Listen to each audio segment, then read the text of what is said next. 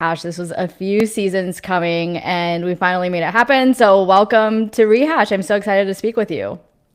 Thank you for having me on. I'm very excited to be here. So thanks for making this possible and for all the people who voted. This is a very special episode for me, as we were talking about earlier before we started recording. This is the first in Rehash history in the sense that you're the first person building in the Bitcoin ecosystem that we've ever had on the podcast. Most of our listeners and guests are pretty deep in the Ethereum ecosystem or working on EVM related projects. And so this is super exciting because for myself, like I'm excited to be more educated on what's happening in the Bitcoin ecosystem and what builders are actually doing. I know people like to kind of give Bitcoin grief for, not having any builders or not building any cool apps or anything. And obviously Bitcoin is, has other benefits like being digital gold, essentially being an awesome store of value. But outside of that, there is a lot happening in Bitcoin. And so I'm really excited to learn for myself and also for listeners to also learn about what's going on there. Yeah. Well, I think it's nothing but love for the Ethereum community. I go back in crypto days, like about a decade ago. Made a seed investment in Coinbase when I was at Union Square Ventures. At the time, we just called it Bitcoin tech because there wasn't really a much else on the scene. That was kind of the rise of Ethereum at that time as well. So I've been in the space for a very long time. I've used all of the major chains. I've been a part of many of the great Ethereum community events. I'm going to ETH Denver, so nothing but love for Ethereum. But we have to like acknowledge that Bitcoin, is still the largest by market cap in the game. It's like 5x the market cap of ETH. It really has not been able to. It really hasn't competed on Ethereum in terms of programmability. It wasn't until sort of we saw this Bitcoin renaissance in 2023 where some upgrades made it possible to do more with Bitcoin. And that you saw like the emergence of ordinals. You saw basically things on Bitcoin were replicating what we already saw were popular on ETH. So you saw like NFTs. We're now seeing the rise of DeFi on Bitcoin. So there is a lot of excitement on this in this space. But for people who've been in Ethereum for a long time, they might be saying, so what? We already have these things. But I think Bitcoin kind of creates a brand new landscape to be able to experiment with these ideas because Bitcoin is distinct and unique and it does sort of serve as such a large store of value today. It is really exciting. And, it's been exciting following how the narrative's changed in the Bitcoin space over time as well. And, I think back in 2023, like you were saying, when it first became possible to start building things on Bitcoin, it was kind of this meme or this joke like, oh, Bitcoin, like Bitcoin NFTs, what is that? Or even, with Lightning, like Bitcoin L2, like, haha, what is that? But now it is like a really real thing. And I think we have to acknowledge that. And at least for a while, I haven't been seeing people even joke about it or make fun of it because everyone inside or outside the Bitcoin ecosystem realizes how real of a thing it is. Before we dive into all of that, though, I did want to start with just getting to know you a little bit better. Again, since most of our listeners are deeper in the Ethereum space and you're working in the Bitcoin space, they might not be familiar with you. So I'd love to just get to know your background a little bit more. I know you mentioned, and I found this too when I was researching for this episode, that you got into crypto initially through your investment in Coinbase in the Mm-hmm. very, very, very early days. So you started out as an investor, and then now you're obviously a builder operator at a project. But can you talk a little bit about your background as an investor and how that's led you to what you're doing today? Yeah. So, even prior to joining Union Square Ventures, I was an entrepreneur. So, I built two tech companies. I raised venture capital. I sold a business. I shut down a business. And then I joined the venture capital side. So, in my heart of hearts, I'm always an operator. But for me, it was a great way to learn about like how some of the biggest companies in Web2 are growing. Because USV was an early investor in things like Twitter and Etsy and Stack Overflow and a number of really large networks. And so being able to see like how were they able to operate, how were they able to scale. And I was there right at the time when like mobile apps were a new thing, like kind of this new technology paradigm of wow, like what can you do on a computer versus what can you do on an app. And so seeing that, and then soon after, a big thesis that we had at the firm was around how are small companies going to compete with these large incumbents like Facebook and Google? And we're like, the only real way they can compete is if they do something that those companies can't do.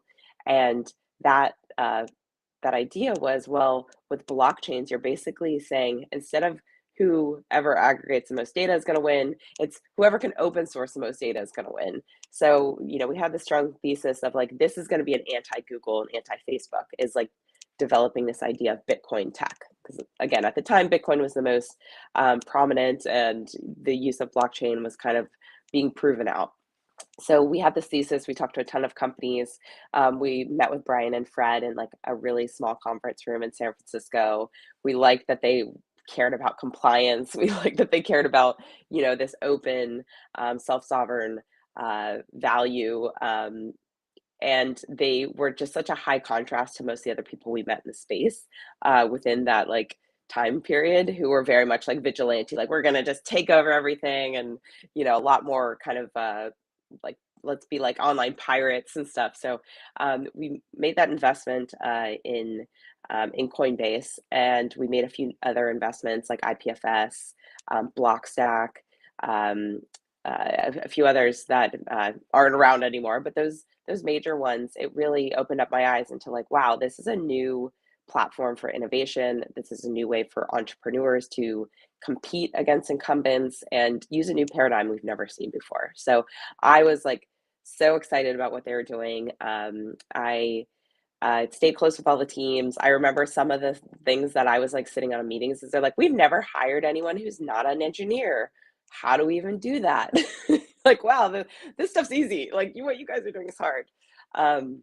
But through that journey, I continued to invest out of my own fund as well. I invested in some of the similar companies, about 25% in crypto. That fund is called Lattice Ventures. And kind of when it came time to raise additional capital in that fund, it was like, well, we could just be buying tokens. And this is like 2017 at this point. So it's like the ICO boom was in full swing. And if you weren't around in crypto at that time, it was basically like everyone had a white paper. They were trying to raise, millions, tens of millions of dollars. If you were a really large investor and you put in a larger check, you got like a bigger discount on like your token pricing.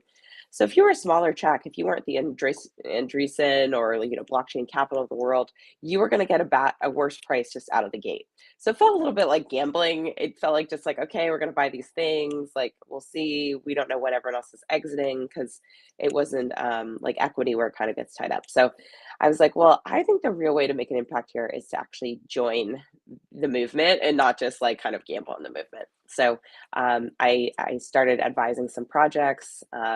I got very involved with the Blockstack project at the time. It's now called Stacks. This belief that Bitcoin should be able to do more than just be a store of value. I've basically spent, I guess, close to 7-8 years working in that Bitcoin L2 of Stacks, basically from white paper fundraising the whole way through. So I'll pause there because that was a lot, but happy to go deeper into what it was like at Stacks and sort of my role at Stacks. Yeah, well, I have a few things are popping to mind. The first is, what was it about Stacks that drew you in? Because obviously, as an investor, you're exposed to so many cool projects that are doing really innovative things, and you were attracted to you pick Stacks out of all of them. And then the other thing that's like just wild to me is how did you back then, I don't know, it was 7 years ago or even like a few years ago when you joined the team. Back then, how did you, I guess, like, have conviction that building on Bitcoin or Bitcoin L2 was going to be possible? Because back then it wasn't. And I don't think people were really thinking that way about Bitcoin. Yeah, I think it was, everything in hindsight. Even at that point, like investing in some of these tokens, we weren't sure if they were ever going to be liquid. Like there was not like a clear path that, oh, okay, tokens are going to launch and there's a way that you're going to be able to buy and sell them. So, you know, it was just kind of like, okay, we think this is going to be the future. I have always loved the the headless sort of nature of Bitcoin. There's not necessarily a leader. People can hold it. It doesn't actually really do a lot. In some ways, like I think that's like very elegant and very beautiful, and should last a long time. You contrast that to something like Ethereum, which has been able to actually move much faster, I think, in terms of upgrades and changes because there is more leadership around it. Now, that's a strength and a weakness, and I think we've seen this recently of just if people are criticizing one of the figureheads of the network, then what does that do to the network? And so, I always really liked Bitcoin. I always thought like it should be able to do more, just like money can do more than just, making a payment. And Lightning was always something that I think is great. It's a way to do like small transactions, but thinking about like how do you do larger things at scale? So even back to the Satoshi white papers, he talks about, there should be ways that you can use Bitcoin and program it. So I think this vision was actually painted much, from the beginning in Right. Bitcoin, and it was just like a matter of time until we could get there. So that was one thing that I've always like found very attractive about the Bitcoin space. And then something else, just with the stacks in particular, their approach was we want to go the regulated route. Like I helped them do the SEC qualified offering, which is very extensive. A lot of work with lawyers, like saying, hey, we're going to help create regulatory rails that we're going to make it easier for projects to be able to launch in the US. Instead of just blocking over in the US and saying this technology is not for people who live here, saying like, hey, we're going to try and forge a path. Now, in retrospect, that didn't really help very much. I mean, we forged this path. There was millions of dollars spent on lawyers. We did an SEC qualified offering. There was, I think, one, maybe two other projects that even followed that path. But most projects just said, we're just, we're going to skip the US. We're not going to make it available unless you're an accredited investor. We're not going to actually give access to developers. Instead, we're just going to wait for like public markets that we can actually get access to those.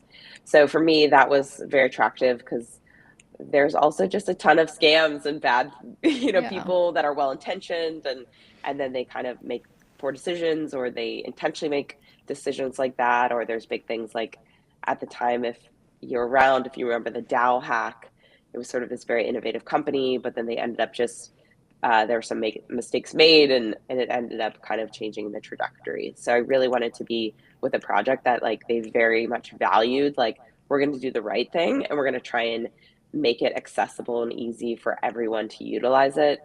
So democratizing access is a huge theory of mine, and I think Ethereum has done a good job of that too. But it definitely aligns with the Bitcoin ethos too. Yeah, in some ways, and maybe this is a sad thing, but in some ways, that whole mentality that you just stated hasn't really changed too much today, right? Like today, when you're deciding to work with a project, it's still which ones are not scams, which ones are abiding by the laws or making an effort to do so, at least, like in a lot of ways, that hasn't changed, Mm-hmm. sadly. But yeah, that totally makes sense to me. I'm curious then, moving more into the Bitcoin ecosystem, what's the state of the Bitcoin builder ecosystem today? Or maybe let's just start with go back to 2023 when building on Bitcoin first became possible. Start with how did that become possible? Because I think a lot of people don't really know the ins and outs of that. And then take us to where we are today, a year or two later into that journey. Yeah, so in 2021, Bitcoin had a Taproot upgrade. So with this upgrade, it made it easier to put more data inside of a Bitcoin block. So that small change, I think it upped the data limit to like 4 MB. This made it feasible to do things like roll up transaction data, and all of that would happen on the L1. So you wouldn't need an L2 because prior to that, it'd be like almost impossible to like store anything complicated in that. So with that, that opened up sort of the door to things like ordinals, which are basically like images inscribed in the Bitcoin blockchain. So again, we have NFTs and Ethereum, but this isn't like this isn't like ERC20. It's not like another specific type of smart contract because there are no smart contracts in Bitcoin. You're basically just like inscribing it into the chain itself, into the transaction. So there was a lot of back and forth in the Bitcoin world of like, is this a good or bad thing?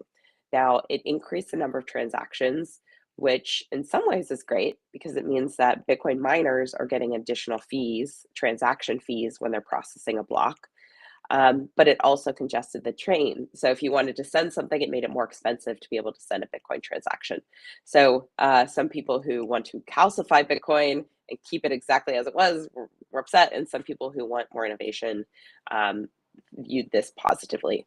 So since then, there's been some other upgrades. There's even some more speculative upgrades that are out there, things like OpCat, that they want to make it fully programmable, but it's still not necessarily possible. But with the Taproot upgrade, it made it more possible, though, to do things like L2s. So with stacks, it views everything final, all the finality goes on Bitcoin. So all the transactions process to Bitcoin. So they're run on the stacks chain. And then because we have a very tight integration with the way that the stacks mining works to the Bitcoin chain, everything is ultimately settled on Bitcoin. So if you'd want to, attack the stacks chain and try and change one of the past transactions, um, you would have to hack the Bitcoin chain to change the transaction hash from there. So What's the relationship between the Stacks chain and Bitcoin chain? yeah, so the way that stacks work is so Bitcoin has proof of work, and miners use electricity to win a block. Now in stacks, we use Bitcoin, so miners have to bring Bitcoin to try and bid to win a block, and then if they when that's happening, that Bitcoin gets some of it gets distributed to stackers who are holding as like similar to validators in a network. They're holding stacks to secure the chain. Um, and then the miner and then some of that Bitcoin gets burned. And then the miners win stacks if they win a block. So we're kind of like, we're a layer on top, but you can kind of see we have like a replicated thing. Like in Bitcoin, you put in energy, you get out Bitcoin. In Mm-hmm. stacks, you put in Bitcoin, you get out stacks. Uh, so that is there. And then also one of the big upgrades for us was Nakamoto is like we're able to write to the Bitcoin chain, which is like a very technical problem that has taken years to figure out how to do to be able to put enough of that data inside of a Bitcoin transaction in the chain to make it useful. So that's kind of our close relationship there. And it's why folks who like hold a lot of stacks, you can actually earn anywhere from 5 to 8% in Bitcoin yield by locking it in, which also makes it unique. So you're not earning stacks for locking stacks, you're actually earning Right. Bitcoin, which I personally really like. Yeah. um, and so we have sort of that close there. Now, there are a few other players in the Bitcoin L2 space. There's things like Rootstock, there's even things like Babylon have come out. There's a number of players that are also thinking about how can you leverage the security of the Bitcoin chain, either through merge mining or some of these unique sort of mining setups like ours, enable to grow. Gotcha, gotcha. Okay. That makes the like no smart contract thing is kind of blowing my mind just because I've always as a non-technical person, I've just accepted smart contracts as a core part of what it is to build on blockchain. And so not having that is like it's, taking me it's I'm like rethinking all of that and like trying to figure it out in my head, which I don't know the inner workings of because I'm not technical. But Yeah, and some Bitcoiners are saying, well, we don't need smart contracts. That's not what Bitcoin is used for. That's not what it's meant for. Um, my belief is like, well, creating L2s on top, it kind of serves the Bitcoin network, whether you just want to hold Bitcoin or not, because there's a plan, in the plan, the Bitcoin miners, they keep having the rewards. At a certain time, there will be no more block rewards left. So there will be no financial incentive to secure the Bitcoin blockchain anymore for miners. The only way that they are going to be incentivized is through transaction costs on the Bitcoin network. So the thesis was always like, well, by that time there'll be enough transactions, people will be using it enough that miners will be able to mine profitably just from transactions. And so, now that we see the cost of Bitcoin going way up, people aren't just necessarily just sending it back and forth to each other because that transaction cost is massive. But instead, if you could kind of bundle more transactions and more value into single Bitcoin blocks, it just makes each block more valuable. You have more transaction fees that can go to the miners. It can help secure the network for a longer period of time. Are the other L2s on top of Bitcoin, do they operate in pretty much the similar way that Stacks does? There's a great article that goes through it. A number of them, so no other one uses proof of work. That's what uh, ours is like proof. Well, there's proof of work and then there's proof of transfer. Proof of transfer is the mining with the Bitcoin. There's some others. I think like Rootstock is more like merge mining, which means like you have parallel chains and you try and incentivize the Bitcoin miners to pick up your transactions on the parallel chain as well. Those usually have like, I don't know, 40 to 60% of the security budget as main Bitcoin chain. But there's also there's sometimes not a large enough incentive that Bitcoin miners could just ignore your transactions on like the parallel chain and they may not pick them up. So that's some of the criticism of something like merge mining, but it has worked really well for them. I think I was like checking the stats. I think Rootstock has like 42% of Bitcoin miners also participate in Rootstock like merge mining, which is great.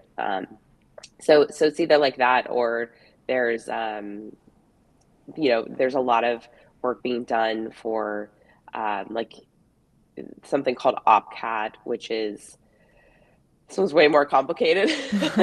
So I will just encourage the audience to go look up OpCat. I would try and explain it to you simply, but I feel like my headspace is not there right now. But there's even like really large incentives around like roll-ups and like I think Starkware has created $1 million fund to support research into OpCat.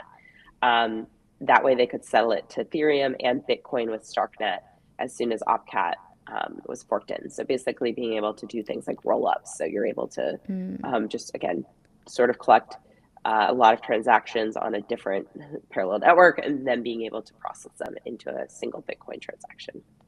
Gotcha. And then just to sort of finish setting the foundation, if we're comparing, for example, like the Bitcoin base layer with the Ethereum base layer, other than the fact that Bitcoin doesn't use smart contracts, they're proof of work, are there any other like key notable differences between the two? Yeah, I think it's like like the security sort of is like one of the hugest things I think about it. These are still experiments at the end of the day. Like even Ethereum, Right. even Bitcoin, we don't know how proof of work will work long term. We don't know how like you know proof of transfer work. We don't know how working with validators, like how these things could kind of be hacked or manipulated. So I think like I love that there's two parallel paths. We get to see these experiments happening in real time. But I do think what's interesting is that Bitcoin is the most like widely used, most widely accepted, largest market cap sort of chain out there, and that's why it makes it really interesting. Of like, there's not a lot being done. Like even really large holders of Bitcoin aren't necessarily participating in the network in any way besides just holding, which is kind of different than something you'd seen in Ethereum. And the belief in sort of this Bitcoin renaissance is like, what if people who are holding Bitcoin were more active participants in the chain in some way? Whether that's small things like they're opting into, maybe they think about mining in their play, or maybe they think about lending their Bitcoin off on chain instead of just having it be an idle asset that they're kind of paying a lot of money to like store it in one place, but not necessarily improving the chain in any way. Yeah. What has the response been from the Bitcoin community, like especially the OG people who were down with Bitcoin from the early days, with this transition into now building on top of Bitcoin, being able to do more than use it as a store of value, to be able to govern in the ecosystem and do all of these cool things? Has the response been mostly positive from these people getting involved, or have you found that most of the people building on Bitcoin are newer entrants into the space who, don't already have this like embedded belief and idea of Bitcoin as just a store of value?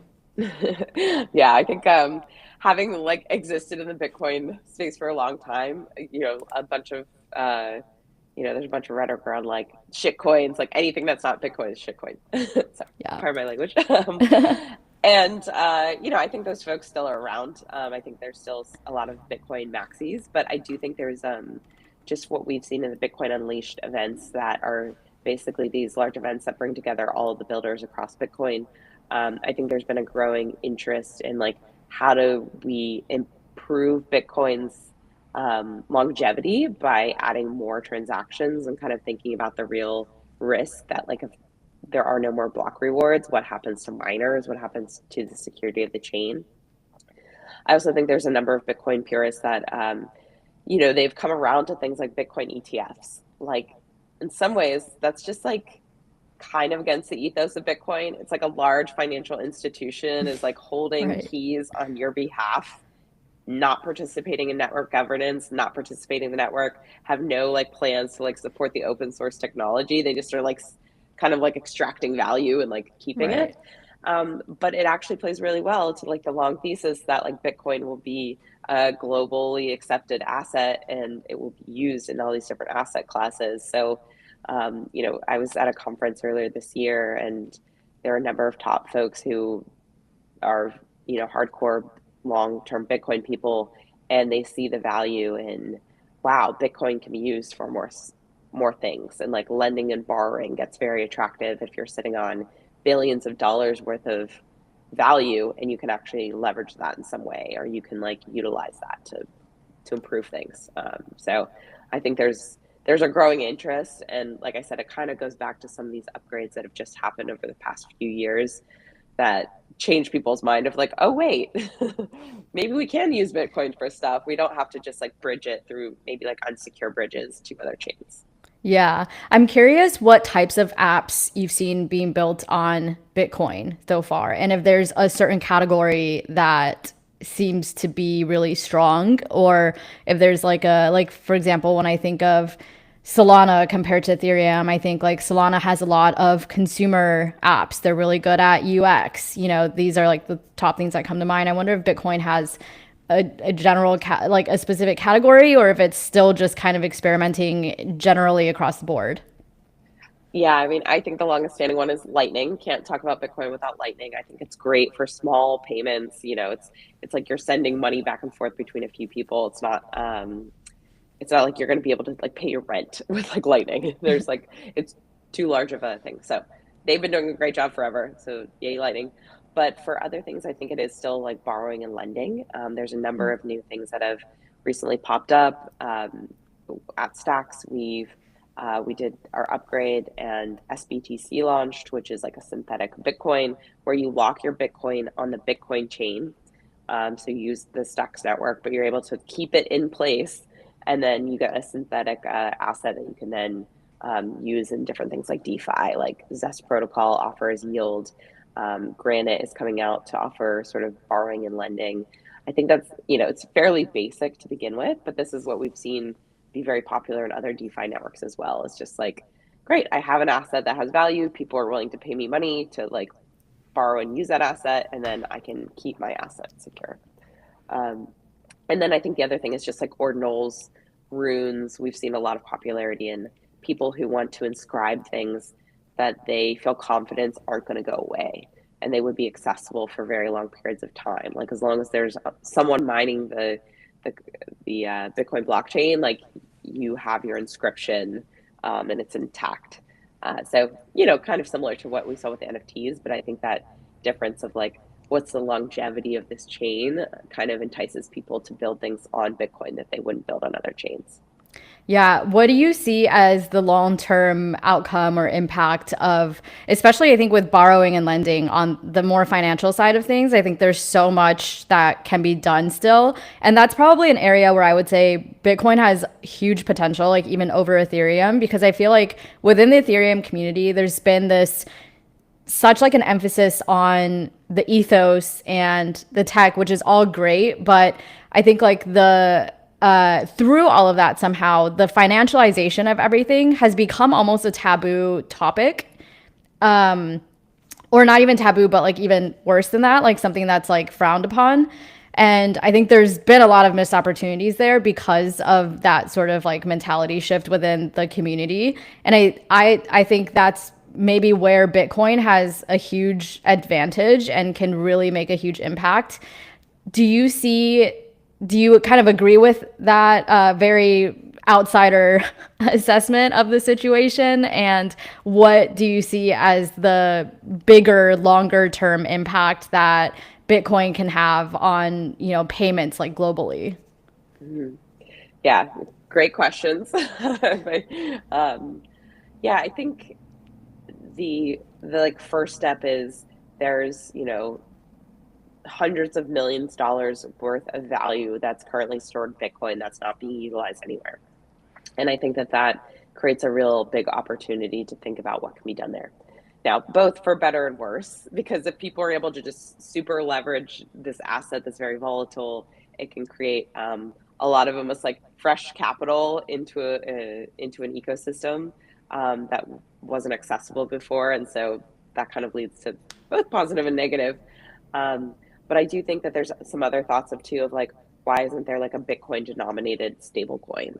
And I think that gets interesting just thinking about how, these kind of these cryptocurrencies can be used as global currencies and global digital currencies like across the world. And right now things are still pegged into like US dollar, which feels very like nationalistic versus it Right. being sort of more global. So I'd love to see that. I think that's something that's very like in the works, and it's a large topic of discussion. Just the importance that stablecoins play in global financial markets as well as crypto markets. And I'd love to see like a Bitcoin backed stablecoin, but that requires making sure that there's like a lot of access and like trusted folks helping provide the liquidity for that and things there. So I think there's a lot of moving parts we'll see.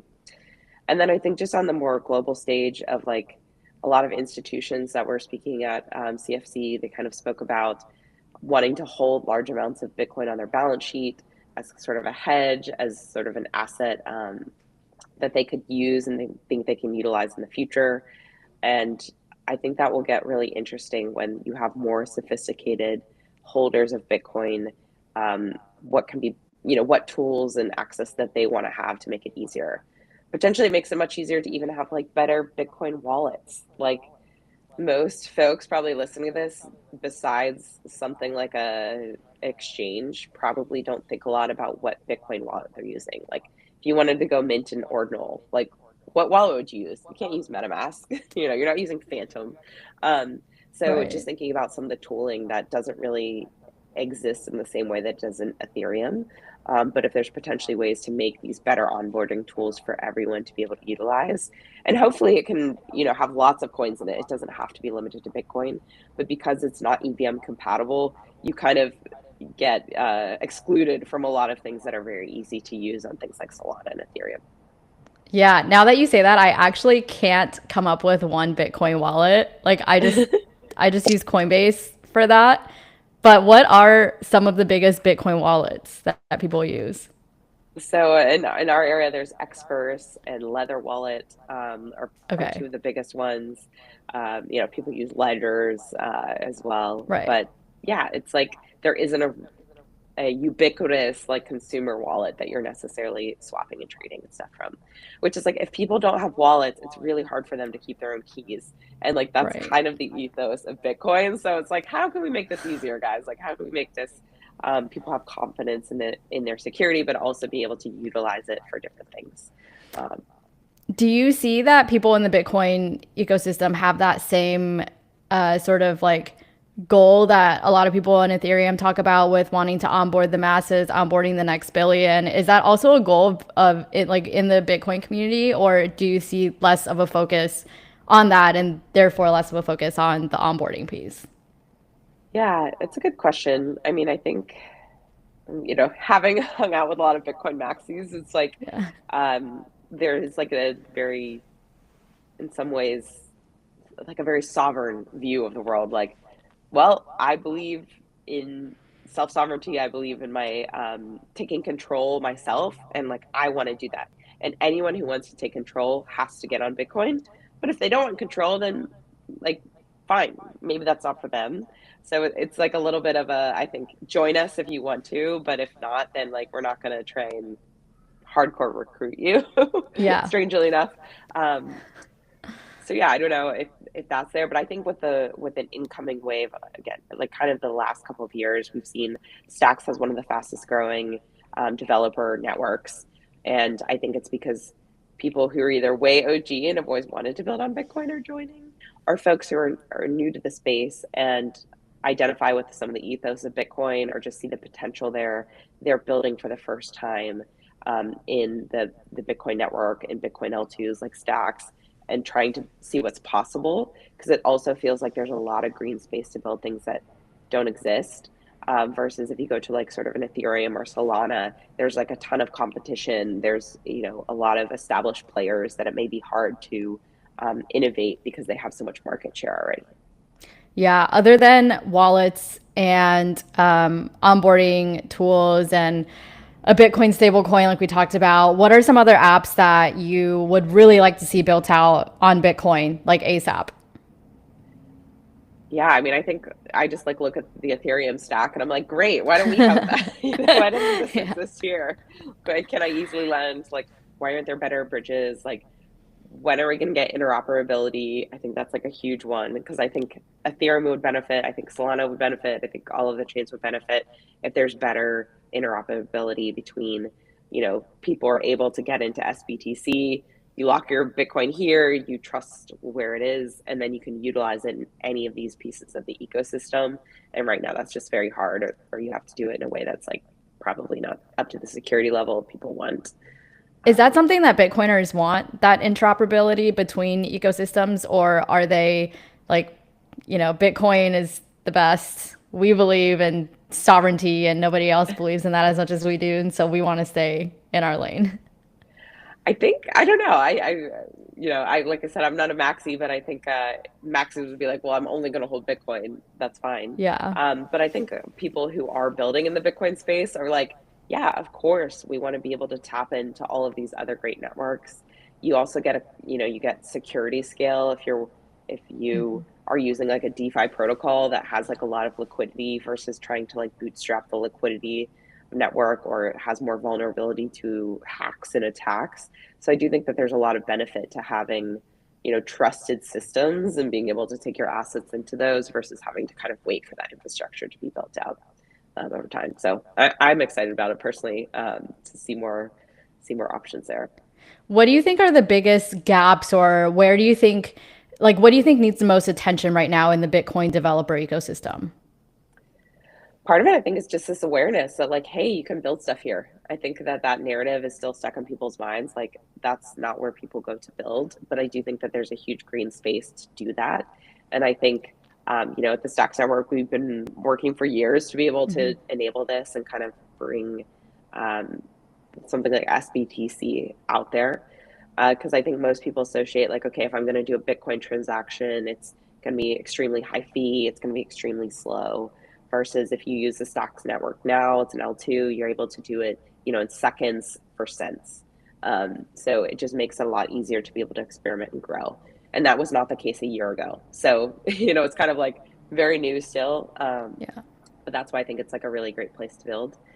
We also use Clarity as like the programming language. So if you are familiar with Solidity, it's different. You're going to have to just learn some of the small changes there.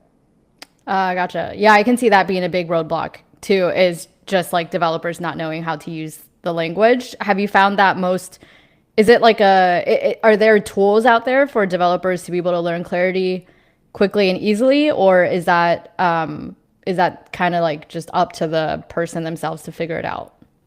Yes, there's tons of Clarity Bootcamp. There's Okay. tons of directories. I mean, even with the introduction of AI, it's like all of this stuff is Right, right. documented. You can probably get a lot of help very quickly through that. We also have partnerships with like Easy A. They provide a great application where you can kind of learn very quickly, get up to speed on new networks. So that should not be a blocker. If you're worried about that, just check out stacks.org. We have a ton of great resources. Perfect. So if envisioning how the ecosystem is going to develop over the next year. If we were to have this conversation again in exactly a year, where do you think, like, where would you predict that the ecosystem would be at 1 year from today? Ooh, yeah, that's a great question. I mean, I think people have been making like wild like price predictions on Bitcoin at, 200,000, 250,000, like only up from here. I think that if that's the case, I think we're going to see a ton of inflows of more developers building on Bitcoin. So I would love to see, Bitcoin builders being like number two or number three in terms of number of developers. I think we're closer to like in the top 20. So I'd love to see more innovation there. I would also love to see just like more ubiquitous like access to these L2s and Bitcoin network where everyone has their wallet, whether that's like MetaMask ad support or people are downloading an additional wallet. I think it's just going to be a lot easier to think about Bitcoin as something you use, not just something you store. Yeah, I love the shift in narrative and I hope to see the same as well. I think it's only going to be beneficial to everyone and, across Ethereum, Solana, like any ecosystem, if we can also build more cool things on Bitcoin too. Cause like you said, there's more value financially like locked in that ecosystem than anywhere else. So it would be cool to be able to do something and make some impact with it. I did also want to, with the remaining time we have, ask you about something else you're working on, which is autonomous. So I'd love to hear you talk about what is autonomous, what's the sort of inspiration behind the things that you do there. Yeah, yeah. Well, thanks. So autonomous is it's a really it's been around for a few years. I just joined in the winter, and it's a great team based in the Cayman Islands. They basically do Web3 Foundation and DAO support. So any projects who are looking to launch a token, we help think about the strategy of going to market, launching, and then supporting the financial and operations after the point. So for me, being an advisor to this group and then working with the team is such a revelation because having built a foundation and launched a token and dealt with market makers and exchanges and all of the numerous steps that it takes to really bring a protocol to market, I'm so happy that there's a team that now does this and does it with like very, high fidelity and like detail and security in mind. So at Autonomous, they've worked with over 70 projects. We're looking for companies that want to do a really great launch, and that takes multiple steps, even with the changes and or potential changes with US regulation. Most companies are still probably going to launch their token offshore because of tax reasons and need that ongoing support of how you set it up to be compliant and you Mhm. do the proper reporting and you're able to do your financials and your taxes and your sending of payments and sending of transactions. And this company, Autonomous helps make it just much easier for the teams that want to build really great projects and focus on the community and growth. They can do that, and then they can work with Autonomous as a partner to help, manage a bunch of like treasury management, finance, ops, and launch. What have you seen as some of the biggest mistakes protocols or organizations make with regards to these types of things, legal, treasury, things like that, compliance, or just like any common questions that everybody seems to have that, from your experience consulting with them and advising? Yeah, well, I think the first one is for anyone who hasn't like launched a project yet. Happy to just like chat with you. Come check out Autonomous because I think most people don't know all of the extent of like steps that it takes. Like I Right. think we were like marking it out. I think there's like 26 steps you kind of like need to Oh, take. wow. So it's like, okay, what is the timing? When do you talk to market makers? Which market makers? What law firms do you work with? What do you have to take care of on sort of your valuation side and like filing the proper paperwork in order to be able to launch and not have like huge tax implications for either the company or all of your employees. So there's quite an extensive sort of like path to get to launch. And sometimes we talk to projects like, great, we're going to like launch in 2 weeks. We're ready. And it's like, oh, have you done your 83B? Do you know which employees are moving over? Have you incorporated the company? Do you know how you're going to mint? Do you know what the distribution of those tokens are going to look like when you mint? Like who's holding? What are their lockups? Have you like modeled that out? And a lot of times people are like, no, I'm like a single person in charge of like launching and I've never done it before. And like, what do I do? So I think that's one Yeah. problem. I also think that right now we're in a really interesting time because uh, some projects are saying, great, I'm just going to go to Pumped Up Fun, I'm going to like launch, and we're going to go from there. And that can be great, but it can also be very problematic in terms of how people think about holding your token long term or how much people are willing to invest if they think it's going to be around for a while versus something that the goal is to get in and get out. And then we've had a number of people ask questions of like, well, why can't I just launch in the US now that, there's been this administration change? And I think there still is not regulatory clarity of what that looks like. There's still very large tax implications of that. So just being thoughtful of like, okay, if you want to build something for the long term, how do you set it up for success? And how do you make sure that you're taking the necessary steps to be compliant and build a really solid project that's going to be around for a long time? Yeah, it almost reminds me, obviously in your case to a much bigger extent, but when people reach out to me and they're like, "Hey, I'm thinking about starting a podcast, like can I just like ask you a few questions?" And a lot of people I think assume that you can just, start a podcast. It just takes an hour a week to record the episode and then magically it appears edited, published all over the internet. All the clips are made and everything, and you get a ton of listeners. And I'm like, no, like that's like that 1 hour of recording per week, like times 10 is the work that it takes to put into that. So obviously, like in your case, much, much bigger extent of this example, but it just reminded me of that, where people just assume that from the outside, it's like, oh, that looks so easy. Like I can just launch a project, I can just launch a token. And you're like, no, on the back end, there's so much that goes on that you're not considering. Yeah.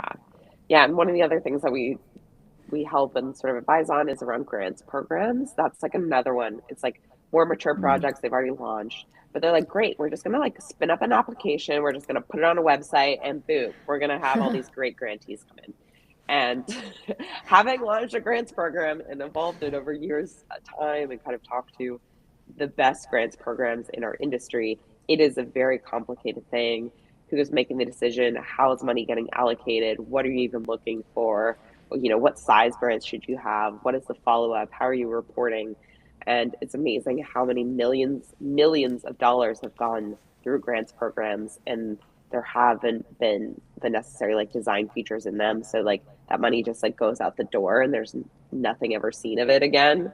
And that's not because people are even have malintent. They just don't know the scope of some of the things that they're submitting for. And so that's another big one. If you are thinking about grants or grants programs, please let's just chat for like 60 minutes. We'll help get some of those like ideas in place of just how you think about um, designing a successful grants program and something that's sustainable and that you can do over the long period of time. Because often too, it's like 1 to 3 people running a $500 million grants program, which is like absurd. Yeah. Yeah. No, I've seen that so many times. And yeah, I would like personally love to chat more about that as well as somebody who's run smaller grants programs before and realize how time consuming and challenging of a process it is. It is wild to me that I think a lot of people expect these grants programs to be run by one person or like 1 to 3 people, like you said. And they're like, how hard could it possibly be? We don't need to like, we will only approve this grants program if there's like a very minimal, like 5 to 10% of that going to operational costs. And it's like, there's so many operational costs though. Like who can afford to effectively run a grants program on such little money? Right. So yeah, Yeah, that's a and then whole like the other community will episode. do it. Okay, well, even just coordinating the community, even if Totally. you have an Yeah. army of volunteers, they still need to be directed and need to know what the guidelines are and how to take action on those. Totally. And then often too, it's like the most successful grants programs. It actually has less to do with the upfront application. It's also the ongoing need for support. Like these projects are like, okay, great, I launched something. Like, how do I get it out there? How do I market it? How do I get set up for success over the long term. And so they need a lot of support over the long term. So you kind of need to bake that into your cost of your grants program. It's not just like, give money away. It's like, how are you going to have the ongoing support for these teams? So cat yes. the cat herding is like a full-time job in and of itself, right? And then it's like throughout the process afterwards, you want to be able to report on the impact that your grant program made, and there's following up with projects over the next 3 to 6 months or even longer period of time to see what impact they've made, and gathering that data and reporting on it. There's so much that goes into it that I think just isn't really recognized. I think people just don't think about it. And so, it's not properly funded or then like incentivized. But again, that's a whole other episode. Like we could literally record a whole episode. Yeah, next podcast, we'll just talk about that. Finally, I have a couple of questions from the community that I wanted to make sure we have a chance to throw at you. And the first one is from Irina Marinescu, who's a past guest on Rehash and also the person who nominated you for the podcast. She wanted to know, what are your most contrarian or interesting learnings from your prior life as an investor? Hot takes. Yeah, good hot takes. I think one of the things that always sticks with me as a VC, but not as an entrepreneur, is that like everything repeats. Like everything actually kind of looks very similar. So sometimes it's like, if you don't know what's going to happen in the future, you should just like look at the past, kind of like what we saw with, one of the VCs would always talk about, like the rise of AOL, and AOL would like hit this massive saturation of household internet. And then someone came in and was just like, we're just going to offer it for free. You don't need to pay for hours. You don't need to pay. And how that undercut AOL, and they never really pivoted out of like, you're right, we should change our business model. Instead, they just kind of got cannibalized out of existence. Like, I think there's still probably a small group of people that use AOL, but, kind of seeing that in the same way that they were saying, okay, well, Google and Facebook are so massive. And then blockchains will say, hey, all that data that you think is very precious, we're going to just give it away for free. So it's always kind of looking for those patterns to kind of repeat themselves. And I think even in crypto, we're kind of reaching maturity in some ways. So it's like, what's going to be meaningful to people, or how can we look back and see what happened to try and predict what will happen next with some of these new protocols. So I don't know what the answer is yet, but always, if you're unsure, just look back. Great advice. And then the other question is from Amathy on Twitter. They said, have there been any misconceptions about stacks you've had to clarify? Oh, of course. I'm sure many, right? That's sort of the front line, at the foundation. Yeah. There's constantly, early Bitcoin maxi hate of anything that's saying it's tied to Bitcoin, and, it's different. It has its own coin. Even just like Bitcoin L2s, I think it's like, people are like, okay, like I kind of know what that is, but I don't. But, Stacks helps make Bitcoin faster. The Nakamoto upgrade, the transaction fees are very low, and the speed is very high, which if you use Stacks 2 years ago, the speed was about the same that it is today, which is much better. So it's definitely something I just encourage people to check out. There's great NFTs if you just want to kind of dabble and take a look. And then also the launch of SBTC. It's just kind of rolled out almost in like a beta, like it's still a testing phase. So there's been 1,000 SBTC minted. So that's 1,000 Bitcoin that was put in. There's another cap opening up this month. So there's probably, another 1,000, 2,000 BTC that will enter. You can earn 5% yield on your Bitcoin if you utilize SBTC at this point. So, and it's funny to say 1,000 BTC with the market cap of $100,000. It's like an incredible amount of money is sort of flowing in. Yeah. So even though it feels like, oh, it's nascent, it's small, it's just growing, and like the demand is incredible. We've seen this in Stacks, we've seen this in things like Babylon. So definitely just take a look, and we believe it's going to be the year of Bitcoin, but I think builders are the ones who are going to really define like what Bitcoin can do by the end of this year, which will be very exciting. Yeah, that's super exciting. I feel like you've given so many actionable things that people can do, whether you're a developer or a user, to go check out and get more involved in the Bitcoin ecosystem. So I'm personally curious. I'm going to figure out how to get a Bitcoin wallet and maybe snag an NFT of sorts. Yeah, I feel like it's such a foreign. I'll send you an NFT if you want. Oh my God, yes, please. Yeah. Yeah. No, I feel like this is like re-onboarding to crypto from, like taking me back 5 years or whatever and re-onboarding onto crypto all over again, which is kind of fun and kind of new and exciting. So I'm down to try it for sure. And I really appreciate you taking the time today. Where can people find you to just keep up with what you're doing or to ask for help with, with setting up launching a token or setting up a grants program or anything like that? And then just throw out all the links that people need to know to Stacks or to Autonomous or to DMU or whatever. Fantastic. Yes. Well, if you're interested in Stacks, check out stacks.org. You can also check out @Stacks on Twitter. For Autonomous, it's autonomousprojects.co. We're also Autonomous on Twitter. And then I'm on Twitter. I always call Twitter, not X, because I'm OG. Same. It's Brittany, but it's BR_TTANY. Feel free to message me. I will send you in the right direction for any of those as well. But thank you so much for having me on here. And thank you guys for the votes. And I'm excited to hopefully help onboard more of you guys to Stacks and Bitcoin. Happy to send some stacks over to get people started. Amazing. Thanks so much, Brittany. Also, sick Twitter handles, power moves with just getting the Stacks, the Autonomous, the Brittany. That's power moves. That's how you know you're OG. But thanks so much for taking the time. Thank you, everybody, for tuning in. And we'll be back again next week with another episode of Rehash. Great. Thanks.